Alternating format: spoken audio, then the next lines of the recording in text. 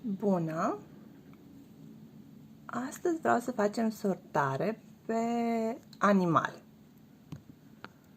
și le vom împărți în animale domestice și animale sălbatice. Vom pune aici animalele domestice unde am desenat această căsuță. De ce am făcut asta? Unde trăiesc animalele domestice? Animalele domestice trăiesc pe lângă casa omului. Deci avem aici o curte, practic. Da? Aici vom pune animalele domestice, iar aici pe cele sălbatice. Aici vom avea mult mai multe. Sunt mult mai multe animale sălbatice decât domestice. O să vedeți. Să începem. Vedem care este primul animal.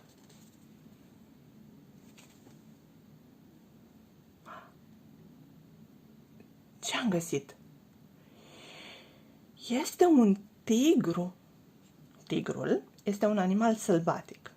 Punem aici. Este o capră. Capra este un animal domestic. Îl punem în curte.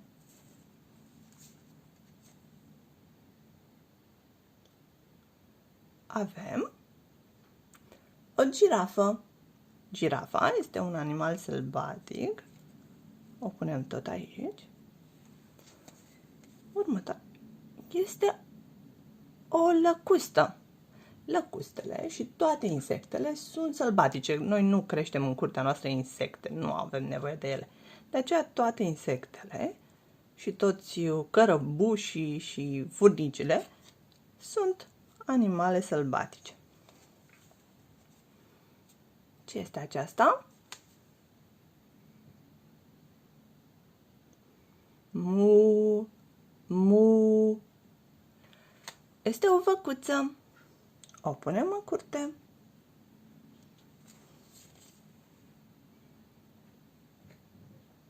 Este un arici. Să avem grijă la țepi. Ariciul este un animal sălbatic. Cuțu, cuțu. Cine vine? Un cățel. Cățelul este un animal domestic. Îl punem aici lângă casă să păzească curtea. Am găsit un raton. Ratonul este un animal sălbatic. Îl punem aici. Cine a venit? Un elefant. Elefantul este un animal mare, mare, mare și este un animal sălbatic. Nu prea avem loc de elefant la noi în curte. Este un cimpanzeu sau o maimuță. Noi vom zice chiar cimpanzeu, da? El trăiește în junglă, deci este un animal sălbatic. Vai, ce drăguț! Ce este? Un ponei. Un căluț, un cal mai mic, un ponei. Îl punem la noi în curte, fiindcă este foarte simpatic. Ăsta să-l punem în curte? Nu, este un leopard. Leopardul este un animal sălbatic.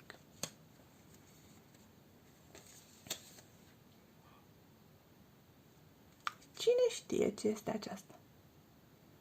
Este un pui de focă. Foca este un animal sălbatic care trăiește la pol, unde este tot timpul fric, fric, fric și iarnă, ca afară. Ce găsim? Hai să mai găsim ceva drăguț. Ce este?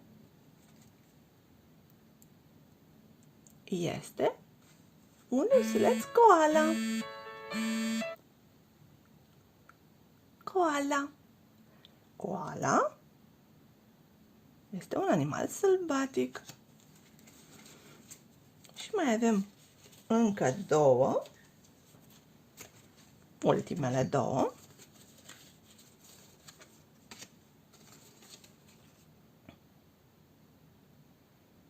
este o broască țestoasă. Câteodată putem să creștem broaștele țestoase ca animale de companie, dar ele rămân animale sălbatice. Broasca țestoasă este un animal sălbatic. Iar acesta ce este? Un măgar. Măgarul este foarte folositor, punem la căruță, de aceea îl punem la noi în curte. Dacă aveți animale sau cartonașe cu animale pe acasă, faceți și voi o sortare.